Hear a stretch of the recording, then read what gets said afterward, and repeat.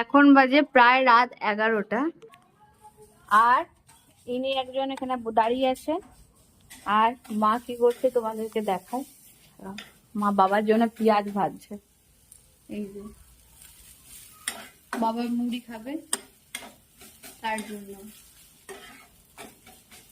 মুড়ি খাবে মানে এখন নয়, বাবা যেটা সকালে ডিউটি নিয়ে যাবে তার জন্য ভাজা হচ্ছে। বিভান, ও আচ্ছা। তো আমাদের সবার তো খাওয়া দাওয়া হয়ে গেছে, আমরা এবার যাব উপরে। আর মা তো দেখলে কি করছে এখন। আর আমাদেরও মেঘরাজকে স্যাক টেক দেওয়া সব হয়ে গেছে। আর আমরা অনেকক্ষণ খেয়ে নিয়েছি, প্রায় ওই 10টার সময়। আরে তারপর ওকে স্যাক টেক দিলাম, সেই জন্য একটু লেট। তো চলো আজকের মতো টাটা, গুড নাইট, সবাই ভালো থাকবে, সুস্থ থাকবে। দেখা হচ্ছে তোমাদের সঙ্গে কাল।